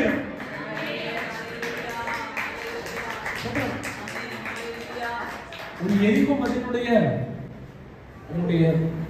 அகலம் எவ்வளவு இருக்கு நீங்க நினைக்கிறீங்க? சொல்லுங்க, எவ்வளவு நீங்க நினைக்கிறீங்க? இந்த மாதிரி இன்னொரு ஆலயத்துக்கு பக்கத்தில் கட்டினா கூட அதனுடைய வித்துக்கு ஈக்குவல் ஆகாது, அகலத்துக்கு ஈக்குவல் ஆகாது. இந்த மாதிரி ஒரு ஆலயத்தை பக்கத்தில் கூட கட்டல, ஒரு மதில் சுவர் மேல 2 ஆலயம் கட்டிக்கலாம். அந்த அளவுக்கு அகலமான ஒரு எரிகோ மதில. சோத்திரம். ஹல்லேலூயா. துதியினால் வீடும் என்று சொன்னார். என்ன நம்ம தானே முட்டாள்னு சொல்லுவாங்க. சோத்திரம். இவரெல்லாம் பைத்தியக்காரனை படிச்சு படிச்சு அறிவியல் போச்சா, இல்ல இந்த புத்தகத்தில் எல்லாம் இருந்ததுன்னு சொல்லி முட்டாள்தனமா மக்களை நம்ப வைக்கிறாங்க. சோத்திரம். அப்படிதான் பேசுவாங்க. அவர்கள் பேசட்டும், ஆனா கர்த்தர் செய்வார். மனுஷன் பேச பேச பேச கர்த்தருடைய செயல்கள் ஆரம்பிக்கும். சோத்திரம். நான் விசுவாசிக்கிற ஒரு காரியம் இருக்கிறது. மனுஷனுடைய எல்லை எங்கே முடியுமோ அங்கதான் கர்த்தருடைய செயலுடைய ஆரம்பம். சோத்திரம். நமக்கு எல்லாம் சோத்திரம் முயற்சி எடுத்து தோற்று போன குரூப் தான் நம்ம எல்லாருமே. ஆனா கர்த்தர் முயற்சி எடுத்து தோற்று போனவர் எல்லாம் ஜெயிக்க வைக்கிறவர் தான். மறந்துடாதீங்க. சோத்திரம். ஹல்லேலூயா. உங்களுடைய ஜெபங்கள் ஒன்றும் வீணாய் போகாது. சோத்திரம். ஆனவர் கடவுள் பாஸ் பேசுவாங்க பாஸ்டர். சோத்திரம். எதுக்கு நம்ம சொந்த இடத்திலேயே பேசுவாங்க. சோத்திரம். இதெல்லாம் வீணானத சும்மா சொல்லிட்டு இருக்காதீங்க. சோத்திரம். நோ நோ நோ, இது சும்மா சொல்றது அவங்க சொல்லுவாங்க. ஆனா இது சும்மா உள்ள ஒரு கிரியை இருக்குது. சோத்திரம். அதுக்காக காத்திருக்கலாம். அது சீக்கிரத்தில் கர்த்தர் செய்ய போகிறார். வேதத்தில் தெளிவாக வார்த்தை இருக்கிறது. அப்பத்தை தண்ணீர் மேல் போடுங்க. ஓ சோத்திரம். கொஞ்ச நாள் காத்துறீங்க. ஓ ஹல்லேலூயா. அதனுடைய செயலமா அந்த செயலோட அந்த அப்பம் நம்மிடத்தில் திரும்பி வரும். தேவ சமூகத்தில் கர்த்தருடைய சமூகத்தில் நாம் கொடுக்கிறதானா, ஒப்புவிக்கிறதானா, கர்த்தருடைய சமூகத்தில் அறிக்கை விடுறதானா, ஒரு விண்ணப்பம் கூட வீணாக போகாமல் அனைத்தும் கர்த்தர் நமக்காக சரியான சமயத்தில் அதுக்கு சரி கட்டுறதாக தேவன் நமக்காக இருக்கிறார். ஆனா அது வரைக்கும் நிற்கிறதுக்கான ஆம்பியர் நமக்கு இருக்கிறது. நிறைய ஆளுடைய பிரச்சனை சோதிக்கப்படுற டைம்ல இது சோதனை என்று புரிந்து கொள்வதற்கான தன்மை இல்லாம அந்த இடத்தில் நாம் தேவனை தூஷிக்கிறதுக்கான வார்த்தைகளை பேசிக்கொண்டு அது வரைக்கும் ஆயத்தம் பண்ணி வைக்கப்பட்ட சகலத்தை நமக்காக கர்த்தர் எடுத்து மாற்றுகிறார் என்று புரிந்து கொள்றதுக்கான திறமை அந்த தன்மை நமக்கு இல்லாம போகும். இந்த பகிர்வுகளை வருஷம் 38 இருக்கு. ஆனா பிரச்சனைக்கு இன்னொரு சொல்யூஷன் இருக்கு. நான் ரொம்ப நாள் யோசிச்சு பார்த்திருக்கேன். இந்த 38 வருஷம் பைபிளில் எல்லா வருஷங்களுக்கும் காலங்களுக்கும் அதனுடைய நோக்கம் இருக்கிறது. 7 வருஷம்னா 7 வருஷத்துக்கு நோக்கம், 5 வருஷம்னா 5 வருஷத்துக்கு ஒரு நோக்கம் இருக்குது, 3 வருஷம்னா 3 வருஷத்துக்கு நோக்கம் இருக்குது. இந்த 38 வருஷத்துடைய காலத்துடைய காரணம் என்ன ஆண்டவரை சொல்லி பலமுறை யோசிச்சிருக்கு. என்னோட மனசிலேக்கு வந்த சிந்தனை எல்லாமே இயேசு கிறிஸ்து ஞானஸ்நானம் எடுக்காமல், இயேசு கிறிஸ்து ஊழிய ஆரம்பிக்காமல் இந்த மனுஷனுக்கு ஒரு மாற்றம் வராது என்பதுதான். ஆனால் மறுபடியும் 38 வருஷத்துக்காக கணக்கு காரியம் சொல்லி எங்கிட்ட இருக்கிறதான அனைத்து கமெண்ட்ரி நான் வாசிச்சு பார்த்தேன். எல்லாம் வாசிச்சு பார்த்தேன். அதுல எங்கே 38 வருஷம் மென்ஷன் பண்ணவே மாட்டேங்கிறாங்க. கடைசி ஒரு புத்தகம் அதுல லாஸ்ட் வாய்ப்பு அது ஓபன் பண்ணி அது ரொம்ப நேரம் வாசிச்சுட்டு இருந்தேங்க. அப்போ வீட்டுல சிஸ்டர் கேட்டாங்க, என்னங்க இன்னைக்கு ரொம்ப நேரம் வாசிக்கிறீங்க ஹிஸ்டரியா பிரசங்கம் பண்ண போறீங்க கேட்டாங்க. ஹிஸ்டரி தான், ஆனா எனக்கு கணக்காக்கும் சப்ஜெக்ட் எந்த சப்ஜெக்ட் எந்த ஒரு கணக்கு இருக்குமே, கணக்கு இல்லாம 38 வராது இல்லைங்களா? சோத்திரம். அது ரொம்ப நேரம் வாசிச்சு பார்த்து கடைசி தான் வருதுங்க. உபாகம புத்தகம் டியூட்டரோனமி 2ஆம் அதிகாரம் 16ஆம் வசனத்திலே 38 வருஷம் ஆயிடுச்சுங்க. காதேஸ் பர்னாவிலிருந்து இஸ்ரவேலர்கள் பயணம் ஆரம்பித்து ஸ்தோத்திரம் கனான் நாட்டினுடைய எல்லைக்குள்ள பிரவேசிக்கிறதுக்கான கணக்கு 38 வருஷம் தான். அது 2 தான் இருக்கு உபாகமத்தில். இத்தனை வருஷமா 38 கணக்கு எங்க கணக்கு சிக்காக மாட்டீங்க. நீங்க எங்கேயாவது வாசிச்சிருக்கீங்களா 38 வருஷத்துடைய கணக்கு? 38 வருஷம் மனுஷன் காத்து கடந்ததுக்கான ஒரு கோஇன்சிடென்ஸ் அதுபோல் சேர்ந்ததான ஒரு சம்பவம். 38 வருஷம் இஸ்ரவேலர்கள் கனானுடைய பயணம் செய்தாங்க. ஆனா நம்ம எல்லாரும் படிச்சு வச்சிருக்கிறது 40 வருஷம் தான். அது மொத்தமா கணக்கா இருக்கலாம், எல்லை டு எல்லை கணக்கு அவங்க எழுதியிருக்கிறாங்க. 38 வருஷம் 38 வருஷம் இஸ்ரவேலர்கள் எப்படியெல்லாம் பயணம் செய்து, எப்படியெல்லாம் துன்பப்பட்டு, கஷ்டப்பட்டு, பாரப்பட்டு, பரிகாசம் பண்ணப்பட்டு கனான் நாட்டுக்காக காத்திருந்தாரோ, ஒரு மனுஷன் அது தெரிஞ்சோ தெரியாமையோ 38 வருட காலங்கள் அவருடைய வியாதி சுகமாகிறதுக்காக காத்திருக்கிறார்கள். ஆனால் கர்த்தர் கேட்ட கேள்வி, இப்பொழுதும் உனக்கு அந்த விருப்பம் உள்ள இருக்கிறதா? பிரிய சகோதர சகோதரிமாரே, 1 2 5 முறை ஜெபித்ததுக்கு பின்பு இப்பவும் அந்த ஜெபத்துக்காக ஜெபிக்கிறதானா ஒரு மனப்பொக்கம், ஒரு வாஞ்சை நம்முடைய உள்ளத்தில் இருக்கிறதா? ஸ்தோத்திரம். ஹல்லேலூயா. அநேக வருஷ காலங்கள் ஜெபித்தும் ஜெபத்துக்கான பதில் கிடைக்காம இப்பொழுதும் அதே வாஞ்சையோடு அதே விசுவாசத்தோடு அந்த விண்ணப்பத்துக்காக ஜெபிக்கிறவர்கள் இருக்கிறாங்க அப்படின்னா உங்களுக்கான வார்த்தை தான் இது. 38 வருஷ காலங்கள் ஸ்தோத்திரம் மனுஷன் கிறிஸ்துவுக்காக ஸ்தோத்திரம் இயேசு கிறிஸ்துவுடைய வரவுக்காக காத்து கொண்டிருந்தார் என்று நான் விசுவாசிக்கிறேன். இயேசு வராமல் அவருடைய வருஷத்துக்கான முடிவு வராது. இயேசு வராமல் அவருடைய பிரச்சனைக்கு ஒரு தீர்வு வராது. ஸ்தோத்திரம். இத்தனை வருஷ காலமா காத்திருந்தும் கிடைக்காததான ஒரு பதில் நம்முடைய வாழ்க்கையில் கிடைக்க வேண்டும் என்றால் கர்த்தர் வர வேண்டும். ஹல்லேலூயா, ஹல்லேலூயா, ஹல்லேலூயா. எரிகோவிலே ஸ்தோத்திரம் அந்த குருடனே அந்த இடத்துல என்னை ஆச்சரியப்படுத்துறதான மற்றொரு விஷயம், இதற்கு பின்னாடி இயேசு வந்திருக்கிறாங்க. ஸ்தோத்திரம். அல்ல சாரி, இதற்கு முன்னாடி இயேசு வந்திருக்கிறாங்க. ஆனா அதுக்கு பின்னாடி இயேசு வர போறது இல்லை. இயேசு கிறிஸ்துவின் கடைசி வரவு எருசலேமிലേക്ക്. அந்த டைம்ல எரிகோ பட்டணத்துக்கு முன்பாக இருக்கிறதானா அந்த ஸ்தோத்திரம் குருடன் ஸ்தோத்திரம் கதறி சத்தம் போட்டு அதிகமா சத்தம் போட்டு தாவீதின் குமாரனே என்னை மறந்துருங்க என்று சொல்றதுக்கான ஒரு காரணம் அவனுக்கு தெரியலையோ, ஆனா எனக்கு தெரிஞ்ச விஷயம் அதுக்கு பின்பு இயேசு வரப்போறது. அதுதான் இயேசுவுடைய கடைசி வரவு. இந்த பகல் வேளையில் நாளை என்பது எனக்குரியது அல்ல. இன்னைக்கு நீ ஜெபிக்க வேண்டியது இன்னைக்கு நீ ஜெபிக்கணும். இன்னைக்கு நீ பெற்றுக்கொள்ள வேண்டியது இன்னைக்கு நீ பெற்றுக்கொள்ளணும். நாளைக்கு மாற்றி வைக்கிறதுக்கு நாளை நான் உயிரோடு இருக்குமோ இல்லையா எனக்கு தெரியாது. இந்த பகல் வேளையில் இன்றைக்கு கர்த்தர் கொடுத்தார். இன்றைக்குரியதை நீங்கள் இன்றைக்கே பெற்றுக் கொள்ளுங்கள். நாளைக்கு மாற்றி வைக்காதீங்க. இன்னைக்கு ஜெபிக்க வேண்டியது, இன்னைக்கு தேவ சமூகத்தில் கொடுக்க வேண்டியது, இன்னைக்கு தேவ சமூகத்தில் நீ அறிக்கையிட வேண்டியது, தேவ சமூகத்தில் பெற்றுக் கொள்ள வேண்டியது, சுதந்திரிக்க வேண்டியது அனைத்தையும் இன்றைக்கே சுதந்திரித்து கொள்ளுங்கள். ஹல்லேலூயா, ஹல்லேலூயா. சோதரமாக 38 வருஷ காலமா கிடக்குற மனுஷனிடத்தில் கர்த்தர் கேட்கிறாங்க, ஸ்டில் ஆர் யூ இன்ட்ரஸ்டட்? இன்றைக்கும் உனக்கு அந்த விருப்பம், வாஞ்சை ஹிருதயத்தில் இருக்கிறதா? அந்த மனுஷனோட பதில், ஆண்டவரே எனக்கு உதவி செய்யறதுக்கு. பாட்டி பயங்கர சந்தோஷமா சொல்றாங்க, யாரும் இல்லை நினைக்கிறேன். யாரும் இல்லைங்க. 38 வருஷமா, ஒரு நாள் இல்ல, 2 நாள் இல்ல, 3 நாள் இல்ல. அப்படி என்றால் ஒரு காரியம் புரிந்து கொள்ளுங்க, இந்த மனுஷனை படிக்க வச்சுட்டு அவங்க வீட்டுக்காரங்க, சொந்தக்காரங்கள் சொல்ற எல்லாரும் அப்ப இவன் சுகமாகவோ இல்லையோ அதெல்லாம் அவனுடைய கவலை. இவன் திரும்பி வீட்டுக்கு வரக்கூடாது. ஹல்லேலூயா. இன்றைக்கு அநேக வயசானவர்களே சோத்திரம், பஸ் ஸ்டாண்டுகளிலே, ரயில்வே ஸ்டேஷன்களிலே, மற்ற இடங்களில் எல்லாம் சோத்திரம் கூட்டிக் கொண்டு போய் டீ வாங்கி கொடுத்து நைஸா விட்டுட்டு வர்றதான பிள்ளைகள் இருக்கிறாங்க. ஹல்லேலூயா.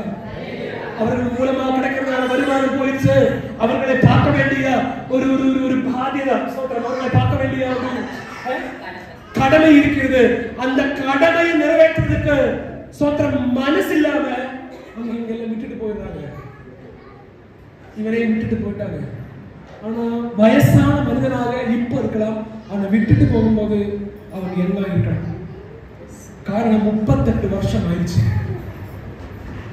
ஆனா 38 வருஷமா இந்த மனுஷன் குடும்பத்தை வெறுத்து, சொந்த ஜீவனை வெறுத்து, யாரு மேல அன்பு இல்லாம எந்த மனுஷனை பார்த்தாலும் சோத்திரம் இதுவரைக்கும் உதவி செய்யாத முகங்களை தான் பார்க்க முடியும். சோத்திரம் உதவியா செய்ததான எந்த முகங்களை பார்க்க முடியாது. நீங்க யோசிச்சு பாருங்க, ஒரு மனுஷன் சோத்திரம் நமக்கு எல்லாருக்குமே மனுஷனா இருந்தாலும் மனுஷனுடைய எந்த குணமும் இல்லை என்று அன்னைக்கு நமக்கு புரியும். 38 வருஷமா படிக்கிறாங்கல்ல, சரி 30 வருஷம் ஆச்சு. பக்கத்துல இந்த ஐயா இருக்காங்க வச்சுக்க, இந்த ஐயாவுக்கு வந்து கையும் முடியல. ஆனா பக்கத்துல ஒருத்தர் 30 வருஷமா படிக்கிறாங்க, கதையெல்லாம் சொல்லுவாங்கல்ல. சரி தண்ணீர் கலங்குது, நான் அடுத்த டைம் போய்க்கிறேன், நான் வந்து இவரை உதவி செஞ்சு எப்படியாவது சுகப்படுத்தி விட்டுலாம் என்று யாரும் இருப்பாங்க. நினைச்சிருந்த மனுஷனுக்கு இருக்க மாட்டாங்க, எப்பவோ சுகமாய் போயிருக்கும். ஆனா அங்கதான் புரியுதுங்க, பலவீனர்களுடைய கூட்டமாக இருந்தாலும் பலவீனர்களுக்குள்ளேயும் யாரு முந்திக் கொள்றாங்க? பலனுள்ளவன் முந்திக் கொள்றாங்க. ஒருத்தர் ஒருத்தரை உதவி செய்யறது இல்ல. ஆனா இடத்தினுடைய பேர் மட்டும் சூப்பர், கருணை இல்லை. வெளியுள்ளவரிடம் கருணை காமிக்காம இருக்கிறாங்க அப்படின்னா உள்ள இருக்கிறது கருணை காமிக்கிறது இல்ல. அப்படிப்பட்டதான் ஒரு இடத்தில் ஒரு மனுஷன் தீர்க்க நாளுகளா படித்துக் கொண்டு சுகத்துக்காக காத்து கொண்டிருக்கும் பொழுதுதான் அந்த இடத்துல இயேசு கிறிஸ்து கேட்கிறாங்க, இப்பொழுதும் உள்ளத்தில் சுகமாக வேண்டும் என்கின்றதானா வாஞ்சை இருக்கிறதா, இல்ல அதுவும் போயிருச்சா? என்னால சுகம் பெற்றுக் கொள்ள முடியும் என்கின்றதான விசுவாசம் இருக்கிறதா, இல்ல போயிடுச்சா? இயேசு கிறிஸ்து கேட்கிற கேள்வி இருக்கிறது, மனுஷகுமாரன் வருகிற நாள்களில் ஸ்தோத்திரம் விசுவாசத்தை காண்பாயோ? பார்க்க முடியுமா விசுவாசத்தை? பிரிய சகோதர சகோதரி, இன்றைக்கு போகிறதான உலகத்தை பற்றி நாம் படிக்கும் பொழுது பார்க்கும் பொழுது கிறிஸ்தவன் என்கின்றதான பெயர் மட்டும்தான் இருக்கிறது, ஆனா கிறிஸ்து இல்லை. விசுவாசம் என்கின்றதான பெயர் இருக்கிறது, ஆனா விசுவாசம் இல்லை. பாஸ்டர் சொல்ற மாதிரி அநேகருக்கு பிரேயர் வச்சா போலும், சமயம் இருந்துட்டு போலும் வர முடியாதவங்க இருக்கிறாங்க. சூழ்நிலைகளை ஒதுக்கி வச்சு வர்ற வாஞ்சை இல்லாதவர்கள் இருக்கிறார்கள். ஆனால் ஒரு காரியம் மறந்து போடக்கூடாது, கர்த்தர் வருவதற்கான காலம் ரொம்ப ரொம்ப நெருங்கிடுச்சு. எத்தனை பிரேயர் நமக்கு நீ பங்கெடுக்க முடியுமா, எத்தனை ஆராதனை இருக்குமா என்று சொல்ல முடியாது. நம்முடைய அரசியல் சூழ்நிலைகளும் மாறுது, நம்முடைய சொந்த காலத்தில் சூழ்நிலைகளும் மாறுகிறது, உலக அரசியலும் மாறிக்கொண்டிருக்கிறது. கர்த்தருடைய வரவு ரொம்ப சீக்கிரமாக இருக்கிறது. இந்த பகல் வேளையில் சோத்திரம் கிடைக்கிற சமயத்தில் கர்த்தருக்காக காத்திருக்க வேண்டும் என்கிற வாஞ்சையும் எண்ணமும் நமக்கு இருக்கிற விசுவாசம் போய்விடாது. கர்த்தர் வருவார், கர்த்தர் வருகின்றதான காரியங்களில் விசுவாசத்தை பார்க்க முடியுமா இல்லையா என்பது ரொம்ப ரொம்ப டவுட்ஃபுல்லான சந்தேகமுள்ள கேள்வியாக இருக்கிறது. இயேசு கிறிஸ்து அந்த மனிதத்தில் கேட்கிறார்கள், சோத்திரம் அல்லையோ சகோதரா, இப்பவும் சுகமாகும் என்கின்றதான வாஞ்சை உடைய உள்ளத்தில் இருக்கிறதா? ஆமென். அந்த மனுஷன் கதையை சொல்லி முடிக்கவும்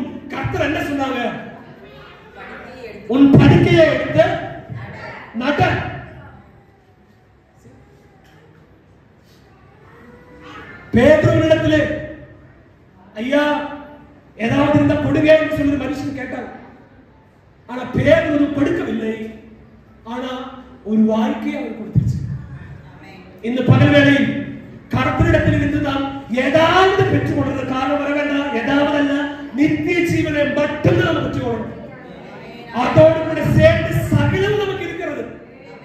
அந்த பரலோக ராஜ்யம் எனக்குள்ள கர்த்தர் கொடுத்திருக்கிறது என்கிறதான புரிந்து கொள்ள நமக்கு இருந்தா அதோடு சேர்ந்து சகலம் நமக்கு இருக்கிறது.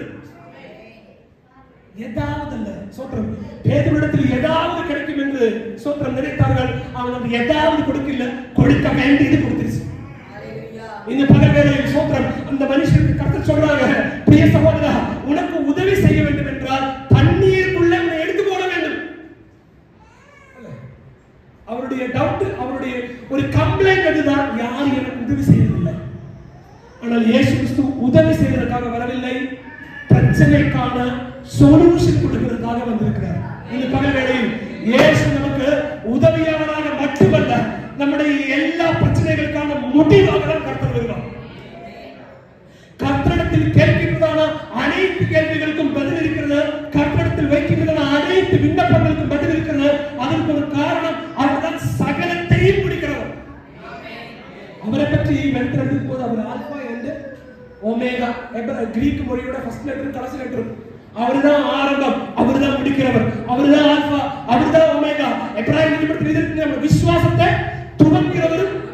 ஓ ஹalleluya, அதுதான் முடிப்பார். நம்ம கிறிஸ்தவ வாழ்க்கை என்னால ஆரம்பிச்சதல்ல, இது கர்த்தரால் ஆரம்பிச்சது. சபை ஊழியங்கள் கர்த்தரால் ஆரம்பிச்சது, கர்த்தரால் நடத்துவார். அதனால இந்த பதவியில் அவர் வரும்பொழுது தண்ணீருக்கு தள்ளி விடுறதோ, தண்ணீருக்கு எடுத்து வைக்கிறதோ, தண்ணீர் எடுத்து நம்ம மேல் பூசப்பதும் அல்ல. பிரச்சனை இத்தனை 38 வருஷம் பழக்கமான ஒரு படுக்கை இருக்கிறது. அநேக நாள்கள் படுத்து படுக்கையே மோசமாய் போயிடுச்சு.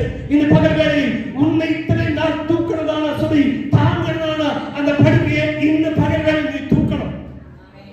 இத்தனை நாளைக்கு நம்மளை அடக்கி வைத்ததானா, உட்கார வச்சதானா, படிக்க வச்சதானா, படுக்கையை நம்மளை எடுக்க வைக்கிறதுக்கு கர்த்தர் நமக்காக வந்திருக்கிறார். ஹalleluya. கர்த்தருடைய உதவி எப்பவுமே சோத்திரம். யாரெல்லாம் நம்மளை ஒப்ரஸ் பண்ணாரோ, சப்ரஸ் பண்ணாரோ, தாழ்த்தி கட்டினாரோ, அவர்களுக்கு முன்பாக என்னை எது கீழ்ப்படுத்துவதோ அதையே நம்முடைய கரைகளில் எடுத்து நடப்பதற்கு கர்த்தர் கிருபை செய்வார். ஹalleluya.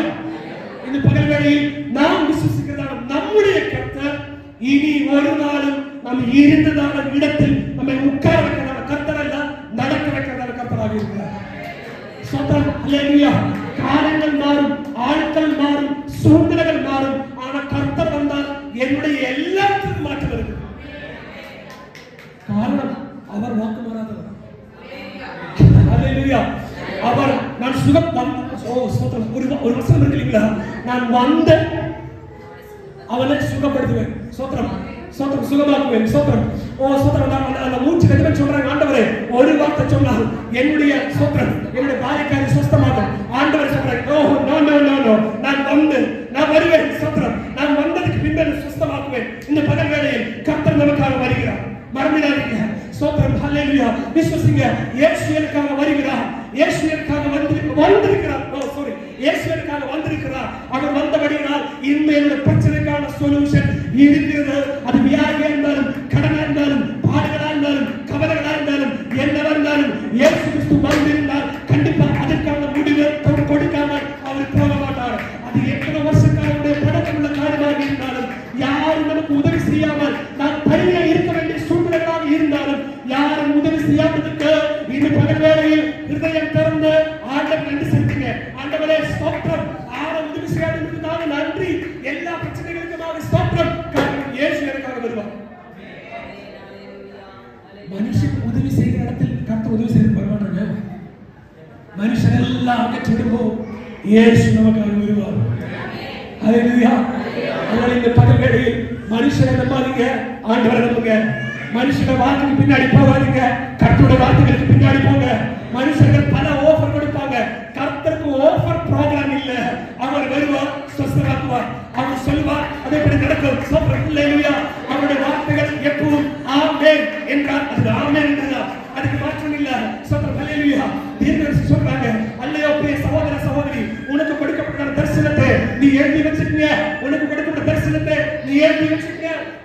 கர்த்தர் சீக்கிரமாக வரப்போகிறது. அந்த வருஷம் நடக்க போகிற காலமாக இருக்கிறது. நீ பாஸ்டர், விசுவாசிகளே, குடும்பமே, கர்த்தர் உங்களுக்காக கொடுக்கப்பட்டதான வார்த்தைகள் அது சீக்கிரமா வரப்போகிறது. அதுக்கு தாமதம் இல்லை. அது சரியான சமயத்தில் நம்மளுக்கு வந்து சேரும். இயேசு இதுவரைக்கும் வந்தது போல அல்ல, இன்னைக்கு எருசலேமில் வந்திருக்கிறது. இந்த 38 வருஷத்துக்கான முடிவை கர்த்தர் வச்சிருக்கிறார். யாரும் உதவிக்கு இல்லை என்று சொல்லுகிறதால யாருக்குமான பதிலாக கர்த்தர் வந்திருக்கிறார். இந்த பகல் வேளையில் இயேசு நம்மளை விடுவிக்கிறவர், இயேசு நம்மளை மீண்டெடுக்கிறவர், இயேசு நம்மளை சுஸ்தமாக்குறவர், இயேசு நம்மளை சுகப்படுத்துகிறவர், இயேசு நம்மளை இதுவரைக்கும் நாம் அறியாததும் புரியாததுமான வழிகளிலூட நம்மை வழிநடத்தி தன்னுடைய சித்தத்துக்காக நம்மளை பயன்படுத்துறதான நல்ல ஒரு தகப்பனாக நமக்காக ஸ்திரீ ஹிருதயத்தில் ஒரே ஒரு சிந்தனை, எப்படியாவது அவள வஸ்திரத்தினுடைய ஓரத்தை தொட்டா போதும் நான் உணவு. என்னுடைய விடுதல் இயேசுடைய கரம் தொட வேண்டாம், வஸ்திரத்தின் ஓரத்தை தொட்டா போதும். இந்த பகல் வேளையில் பிரிய சகோதர சகோதரிமாரே, நம்முடைய விசுவாசம் ஒன்று பெருகட்டும், நம்முடைய விசுவாசம் ஒன்று பலப்படட்டும். சோத்திரம். இயேசுவினை தொடர்பு என்கிறதான வார்த்தை நல்லது. அந்த ஸ்திரீயோட விசுவாசம் பாருங்க, ஓரம் தொட்டால் போதும். ஹல்லேலூயா. இன்னொரு ஸ்திரீ சொல்றாங்க, அப்பா மேசையில அப்பம் எனக்கு வேண்டாம், மேசையில இருந்து கீழே விழுகிறதானா சில அப்பம் நுணுக்குகள் இருக்குது, அது போதும், அது போதும் ஆண்டவரே என்கிறதானா. சோத்திரம். ஹல்லேலூயா, ஹல்லேலூயா. அது போதும் என்கிறதானா விசுவாசம் இருக்குது. இந்த பகல் வேளையில் நம்முடைய கிறிஸ்தவ வாழ்க்கையில் நமக்கு அநேகமான சங்கடங்கள் இருக்கலாம், அநேகமான கவலைகள் இருக்கலாம், அநேகமான பாடுகள் இருக்கலாம், அநேகமான விண்ணப்பங்கள் இருக்கலாம், அநேகமான போராட்டங்கள் இருக்கலாம். ஆனா இந்த பகல் வேளையில் சொல்லுங்க, அப்பா கொஞ்சம் அந்த ஓரம் மட்டும் அந்த கீழே விழுகிறதானா அந்த அப்பம் நுணுக்குகள் போதும், என்னுடைய பசி ஆற்றும், என்னுடைய பிரச்சனைக்கு முடிவுண்டாகும். நான் இதுவரைக்கும் இந்நாள் வரைக்கும் கேட்டதான கேள்விகளுக்கான பதில் அந்த கீழே வீடுனால அந்த அப்ப கஷ்டங்களுக்குள்ள இருக்கிறது. சொல்றோம். நம்முடைய கண்கள் எல்லாம் தேவ சமூகத்தில் வைக்கும். ஓ ஹல்லேலூயா. ஒருவன வருஷம் தராரக நிஜாரகில அநேகனா துராரகல வருஷம் அம்பேருகிற அநேக வருஷ காலங்கள் தேவ சமூகத்தில் நாம் கேட்டதான கேள்விகள் பலதும் பதில் இல்லாம இதுவரைக்கும் நாம் கேட்டதும் எந்த பதிலும் கர்த்தரிடத்தில் பெற்றுக்கொள்ளாமல் இருக்கின்றதானா. சோத்திரம். சகோதர சகோதரியே, இந்த பகல் வேளையில் கேட்டதான வார்த்தைகளே சோத்திரம் நினைச்சு பாருங்கள். இயேசு கிறிஸ்து அநேக வருஷங்களுக்கு பின்பும் அநேக வருஷ காலங்களை காத்திருந்தும் பதில் கிடைக்காததான, உத்தரம் இல்லாததான, சோத்திரம் விடுதல் பெற்றுக்கொள்ள முடியாததான விஷயங்களுக்காக, பிரச்சனைகளுக்காக, பாடுகளுக்காக, வியாதிகளுக்காக இயேசு கிறிஸ்து கடந்து வருவார். ஒரு வருஷம் நீங்கள் கராதனாஜனான வளர்ந்தவர்கள் യേശുവിന്റെ പകൽ വേളയിൽ ആണ്ടവരെ ഈ കർത്താവ് കുടുംബത്തെ ഈ സഭയെ കുടുംബത്തിന്റെ കരങ്ങളിലേക്ക് ഒപ്പിക്കൊടുക്കുന്നപ്പ കർത്താവ് ഹൃദയത്തിന്റെ കവലകൾ പലതാകിയിരിക്കണം. കർത്താവെ വിണ്ണപ്പങ്ങൾ വ്യത്യാസമാകിയിരിക്കണം. കർത്താവെ നിങ്ങളുടെ പൊരുളാധാര സംബന്ധപ്പെട്ടതോ നിങ്ങളുടെ കുടുംബപരമാണതോ കർത്താവെ ശാരീരികമാണതോ മാനസികമാണതോ എന്ത് സൂക്ഷ്മപ്പെട്ടതോ ആയിരിക്കണം. ஆனால் இயேசு கிறிஸ்துவின் பகல் வேளையில் மத்தியில் இருக்கிறார்களப்பா. நீங்க இருக்கிறீங்க ஆண்டவரே. இந்த பகல் வேளையில் கர்த்தாவுடைய ஹிருதயத்தின் ஆழங்களை அறிகின்றதான தேவன், எங்களுடைய சிந்தனைகளை, எங்களுடைய கர்த்தாவுடைய ஹிருதயத்தின் உள்ளத்தில் உள்ளதான ஆசைகளை, எங்களுடைய கர்த்தாவே எல்லா விருப்பங்களையும் அறிகின்றதான தேவனே, இந்த பகல் வேளையில் உடைய ஹிருதயத்தின் நினைவுகளை அறிந்து இந்த பகல் வேளையில் முடிப்பட்ட பிள்ளைகள் முன்பே ஆண்டவரே நீ மனமிறங்க வேண்டும் என்று சொல்லி ஜெபிக்கிறார். ஓரியா சம்பலாரயா சுகமாக்குறதான தேவனுடைய கரம் கர்த்தாவே ஸ்தோத்திரம். கர்த்தாவே பாரப்படுகிறதான, வியாதியோடு கூட கவலைப்படுகிறதான, சங்கடத்துடனா இருக்கின்றதான உடைய பிள்ளைகளிடம் நம்முடைய கர்த்தாவே அற்புதகரமான கருத்தை நீ வைக்கும்படியாக ஜெபிக்கிறார்.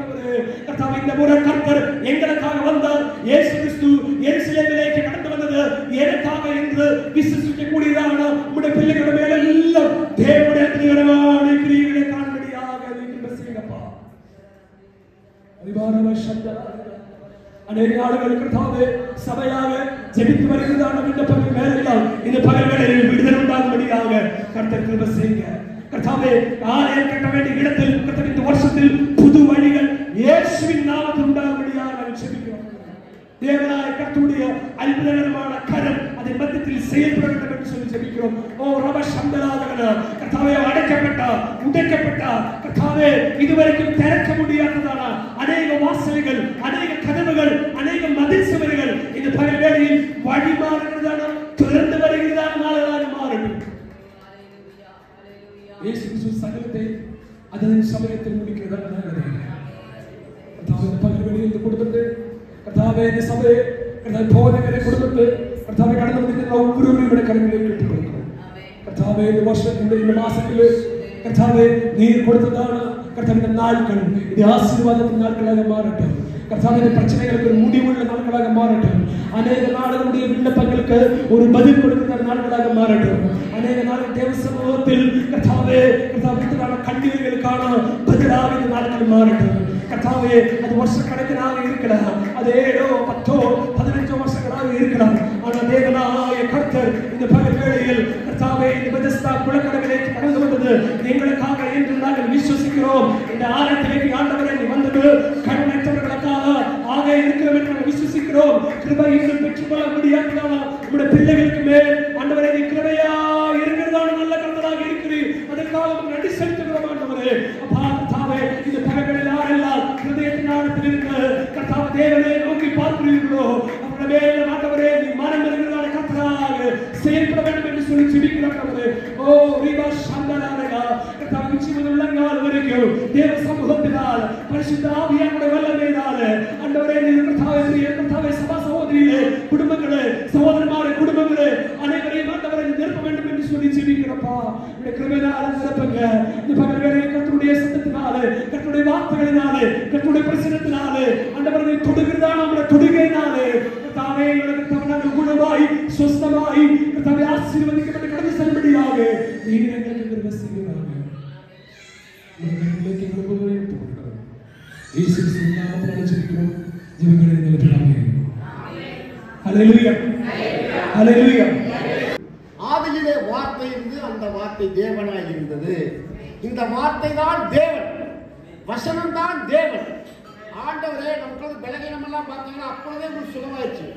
பிரசங்கம் பண்ண நீங்க காதுல கேட்க வசனத்தை அனுப்பி உங்க சரீரத்தில் எல்லா பலகீனத்தை மாற்றி விட்டார். கருணை சோதனை பண்ணவா. ஹல்லேலூயா. தெசலோனிக்கே பட்டணத்து மக்களை பார்த்து பெரேயா பட்டணத்தார் வசனத்தை மனோவாஞ்சையாய் ஏற்றுக்கொண்டு அந்த தெசலோனிக்கே மக்களை பார்த்து நற்குணசாலிகளாய் மாறினார். அல்லேலூயா. இந்த வசனத்தை கேட்கறதுனால பரிசுத்த ஆவியானவர் உங்களுக்குள்ள வந்து இருக்கிறாரு. அவர் சக்தி ஆவியானவராக வந்து சகல சக்தியில் நடத்துவார். அப்பொழுது ஒரு கனி உண்டாகும். அல்லேலூயா. ஏசாயா வாசிக்கணும் 58:11 வாசிக்கணும்ல. ஆண்டவர் செய்தாருங்க. மகா வறட்சியான காலத்தில் உங்கள் ஆத்துமாக்களை திருப்தியாக்கி உன் எலும்புகளை நிலமுள்ளதாய் மாற்றி உங்களை நீர்ப்பாய்ச்சலான தோட்டத்தை போல மாற்றுகிறார். இந்த வசனம் உங்கள் ஆவிக்குள்ளே ஆத்துமாக்குள்ளே சரீரத்துக்குள்ளே எலும்புகளுக்குள்ளே ஊன்களுக்குள்ளே கழிக்குள்ளே போனதுனால உங்க என்ன செய்யுங்க ஆண்டவரே, இந்த வசனம் என்ன செய்யுங்களா உங்களை பலப்படுத்துது. அது உங்களோடு நெரிசி சத்தாய் மாறுகிறது. எப்படி காலையில் மத்தியானம் சாயங்காலம் சாப்பிட்றது போல இந்த அருமையான வசனம் உங்களுக்குள்ள போறப்போ அது எப்படிங்க அது தேவையான சத்தை கொண்டு போய் ஆவிக்குரிய வாழ்க்கையில் ஆத்மாவை திருப்தி ஆக்குது. அல்லேலூயா. நீங்கள் அப்படி இப்படி இந்த வசனங்களை கேட்கறதால நீங்கள் கனி கொடுக்கிற மக்களாய் மாறுவீர்கள். கனியற்றவர்களாய் இருக்க ஒட்டாது. அல்லேலூயா. உங்களுக்கு கனிகள் காணப்படும். கர்த்தர் அற்புதம் செய்வார், ஆசீர்வதிப்பார், வழி நடத்துகிறார், பாதுகாப்பார். அல்லேலூயா. மகா பரிசுத்தமுள்ள நல்ல பிதாவே இந்த வேலைக்கு நன்றி. சத்தியத்தை அறிவீர்கள், சத்தியம் உங்களை விடுதலையாக சொல்லுங்க. முதல் வார்த்தையை கொண்டு வசனத்தை கொண்டு நீ பேசுவதற்காக நன்றி செலுத்துறோம் ஐயா. அது நாங்கள் ஆண்டவர் சத்தத்தை கண்ணில் படித்தோம், அது காதில் கேட்குற மாதிரி படித்து அது ஆவிக்குள்ள ஆத்மாக்கள் சரீரத்துக்குள்ள போய் அந்த வசனம் எங்களை குடும்பத்தை கட்டாத சோத்திரம் ஐயா. அது கவுன்களையும் கழிப்பில் ஊடுருவி பாய்ந்து இந்த ஆவியில இந்த ஆத்மாவோட சரீரத்தில் அசூசியெல்லாம் நீங்கி ஒரு புதிய மனுஷனாக புதிய மகனாக புதிய மகனாக மாற்றி சத்தியாவியான எங்களுக்குள்ள வாசம் பண்ணுவதற்காக நன்றி செலுத்துறோம் ஐயா.